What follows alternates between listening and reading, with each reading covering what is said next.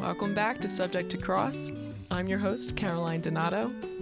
And I'm your co-host, Pete Kratzit. This is episode 34 of Subject to Cross. We are back in the studio after a very long and very busy summer and early fall season, but we wanted to get back in the studio, and I wanted to get back at Pete. So this episode is called Pete in the Hot Seat. And the only reason I'm agreeing to this is because it's Caroline's birthday. It's my 28th birthday. Happy birthday. Thank you for letting me just go with 28. Indulge. Okay. Are you ready? Pete in the hot seat. I guess. Pete. Am I allowed to take notes? Sure. Pete has no idea what I'm going to ask. When you were a kid, what did you want to be when you grew up? Oh, that's easy. Professional baseball player. Did you think that was a real possibility? When I was a kid, I quickly realized that I was slow, petulant, at times uncoachable, and ultimately aged out of that dream. When did you age out? Probably like 15. So like sophomore in high school? Yeah, you know, I tell my son all the time, he has no idea how good his generation has it with all the opportunities to play. Back then, in the olden days, you know, you played Little League Baseball. The team might have 3 bats between the entire team. One would have the rubber grip that was peeling off. It was hard. And ultimately, I had to make a decision because I was a much better tennis player than I was a baseball player. So I chose tennis in high school. Okay. And how is it that you came into the practice of law? How'd you go from baseball to law? Oh, my God. Okay. I can't believe we haven't addressed this before. You've made comments in passing. So I always did well in school, and despite myself, I had a very good time in college. When I was probably a junior or senior, I still didn't know what I wanted to do. And I had a couple roommates, 2 of whom were applying to law school. I hope they don't listen to this. I knew I was much smarter than they were. So I'm like, yeah, man, I'll go to law school. You know, get a law degree and figure out what I want to do from there. So long story short, I did well on the LSATs because I do well in standardized tests. I don't necessarily think that they're any sort of a reflection on how smart you are. Maybe they are, but because I do well on them. But did well on the LSATs, got into Villanova Law School, suffered through law school for 3 years, and you know, ultimately kind of fell into criminal defense because I interviewed with the public defender's office, really liked the people, and had an interest in criminal law. So that was 1994. How old were you in 1994? I was 6, which makes me 28 today. Yeah, okay. So you kind of just fell into law. Absolutely. Much different than you, I'm sure. Mine was, well, this isn't about me. It's not Caroline in the hot seat. Both of your parents are lawyers. I tried really hard not to. Blood. Yeah, but I tried really hard not to do it. Did you really, though? I did. I did. When I started in college, I didn't pick a major. I took drama and biology and astrology and like everything under the sun. And then the 2 classes. I see what you did there. Astrology, everything under the sun. That was intentional. Oh, okay. And then the 2 classes that I really took to were philosophy and political science. But I wasn't going to be a lawyer. So I worked in politics when I was in Pittsburgh, and I wasn't going to be a lawyer. And then when I ended my internship in politics, I was going to go to law school, but not be a lawyer. I was going to go into broadcast media. Yeah. And then when I went to law school, I worked in broadcast media, and I wasn't going to be a lawyer. And then when I had a job offer for a different area in broadcast media in New York, that's when I pivoted because all the things I did up to that date was working for criminal defense lawyers and doing legal competitions, and I didn't want to just do broadcast media anymore. I tried really hard not to, though. I was going to be a doctor until I took organic chemistry. Because your dad was a doctor. He was a psychiatrist. He was. Did you look up to him? Yeah, I mean, he was a typical psychiatrist, pretty quirky. Did he? I'm not. Prescribe your medication? They say that doctors' kids are the worst cared for kids. Whenever I needed anything, I would just call him. And then when he died, I'm like, oh, poop. I now have to go to see an actual doctor. I'm not a very good patient. So you gave up at organic chemistry? Organic chemistry is the weed out course, and it weeded me out. Because organic chemistry, you had to study. And I became a liberal arts major where I could just write papers and, talk. You're good at both of those things. Less prep time. Yeah. Was your dad disappointed? I still remember to this day the phone call. He was a typical psychiatrist. It was like he's not going to rant and rave. It was like, well, how does that make you feel? I'm like, it makes me feel really good because it frees up a lot of other time when I become a liberal arts major. And I really enjoyed liberal arts. I think it really cultivates creative thinking and, the ability to communicate. I really rebelled in law school because back then anyway, they didn't really like creativity. There was one way that they wanted you to teach or to learn.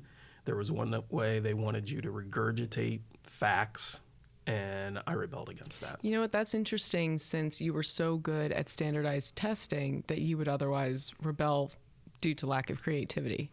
Yeah, I mean, like standardized testing to me, it's a lot of logic, right?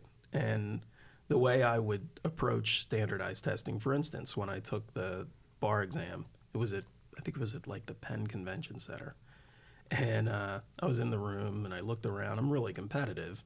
And I'm like, all right, what's the pass rate for this? Like, whatever it was back then. I'm like, all right, I'm gonna do better than that person. I'm gonna do better than that person. I was one of the first people to be done the test. I'm gonna do it the fastest. Yeah. Do you enjoy practicing law? At times. At times I don't. 30 years. It's a long time. I enjoy cases that are intellectually challenging. I enjoy cases that are hard to defend. The clients don't bother me at all. I think a lot of times when lawyers, particularly criminal defense lawyers, kind of burn out, it's the clients that drive them away. They just get tired of it. Clients don't bother me. Judges and prosecutors bother me. Is that what you don't like about practicing law? Well, I don't like lawyers. I've told you that, and I'm surrounded by lawyers. It's a real occupational hazard. Yeah, it is. I think that lawyers are self-impressed, and maybe I'm describing myself, but I just, to me, it's the lack of common sense and the lack of courage that bothers me. What is your favorite aspect about practicing criminal defense law? Arguing. Like anywhere? Yeah, you know that. Cross-examining witnesses, particularly witnesses that I don't think are telling the truth.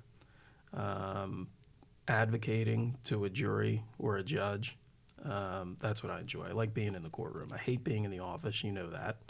But we miss like you in the office. Courtroom. Well, absence makes the heart grow fonder.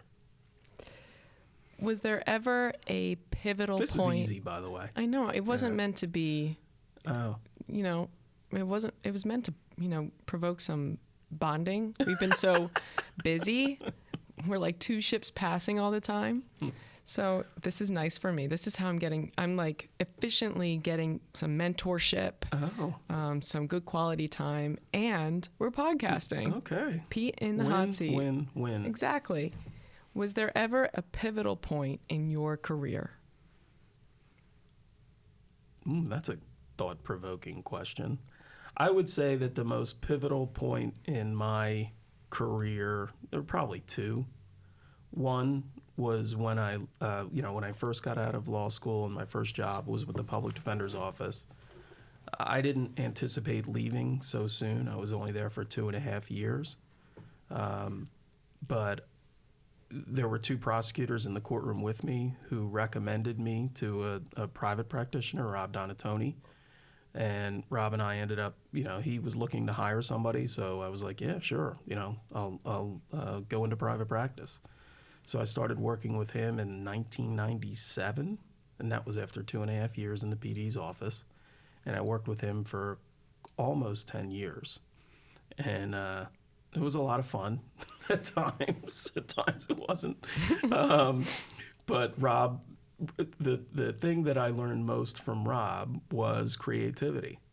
I think that sometimes younger lawyers look at a case, they're like, oh my God, there's no way out of this, right? Like I'm just going to have to plead this person guilty and try to get the best deal for them. But Rob would advocate, and he would be creative. And Rob was fearless in terms of going into a courtroom, and I admired those. And I think that it takes some time to get there, to get the confidence in yourself to do that. So that was one pivotal moment. And the other pivotal moment was when I left Rob and came to McElroy Harvey. I had to think long and hard about what I was going to do there. I was starting a family. And been here how long? Since 2007. So that's 16 years, isn't it? Yeah. Yeah. So what made it pivotal? It sounds like it was transitional, but what here's the thought-provoking part. What was the pivot? Well, it was either to be a private, a solo practitioner at that point, or... That got you out of the public sector. No, I'm talking about when I left Rob. No, when you left the first one, you left the public sector. Yeah, when I left the public sector, I think that the only regret I have there is it was fun. It was, as Jack Merrick, who was the public defender forever, said, the pure practice of criminal defense. You didn't have to worry about billable hours, collecting money, all that stuff. You just practice law. And there was a lot of support in that office. So, if ideally, I would have been there a couple more years, I think. The other thing about the public defender's office is that you had to start doing preliminary hearings on the circuit, they called it. And back then, nobody left the public defender's office, so I was on the circuit for a long time. And I finally got into a courtroom, and I was only in a courtroom for a little bit, tried a couple cases, and then that's when I left for Rob. But that was pivotal in my career. The problem, and this is why, I have a daughter who is going to be going to college and purports to want to go to law school. And I've told her, the problem with the legal profession is when you go to college and you graduate, your friends are going to be earning money from the outset, right? Selling stuff or whatever they do. You set yourself back 3 more years of not earning any appreciable money, incurring, as you know, debt. Lots of debt. So you have to think about that, ahead of time. But then it catapults you. Yeah, it does. If you want it to. If you want it to, yeah. And then it was pivotal to leave Rob and come to the firm. What was pivotal about that? Just leaving somebody who had given you, who you felt like you really grew with? Yeah, but I thought it was time, and it was. I think he knew that too. But it was scary. Because now it was just you. My daughter was about to be born. I was no longer a freewheeling, single guy hanging out in Westchester practicing criminal defense. I had responsibilities, and I'm a late bloomer, so it was a pretty pivotal decision to make, and it was a good one. I'm happy here. It's a firm that allows you space. It's not dictatorial like a lot of other firms are. I allow life to happen to me, Caroline. Probably I didn't to a get fault. that. I didn't get that impression from the first two questions. But I think things happen for a reason. Upon reflection, would you have done anything differently? Oh God, I don't know. I mean, would you? No. No? Yeah, there are probably some things I would have done differently. I have no idea what they would have been. I haven't really ruminated on that. That's why you're but in the I'm- hot seat. yeah. It would be a cold seat if I gave you these questions in Right. advance. Now, off the top of my head, I can't think what I would have done differently except been a professional baseball player. Now that you've been in practice for 30 years or so, is it or so? It's or so. What do you want to be when you grow up? Oh, what do I want to be when I grow up? Well, I don't want to be a judge, that's for sure. That's what a lot of people do after 30 years of practice. I think I just want to continue to do this until such time as I can retire and move to a house with a water view. Like Rob? No, I wouldn't go to New Jersey Beach. It would be like someplace where there wouldn't be so many people. You know, like Cape Cod, something like that. Oh, I was thinking like Kennett Square, No, Oxford. no. Okay, well, thank you for that Oh, that was rendition. easy. This seat's like only lukewarm. I just put you on the spot. That's the hot seat. So, just to wrap up this episode with some other news, Mary Lawrence, our associate attorney, who has just done a phenomenal job the past couple of years, she wants in. No, I'm just kidding. She created a spin-off to Subject to Cross, and it is called Subject to Review.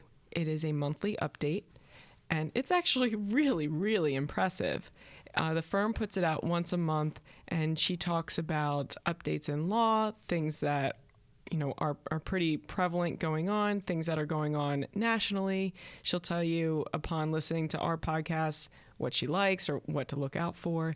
And then she also asks that if you have any questions, to email her at subject2cross@mcelree.com. I'd also like to renew that request. You can email us for the podcast at subject2cross@mcelree.com. Isn't her email subject to review? No, Or we is- made it efficient because Oh, it's okay. the spinoff.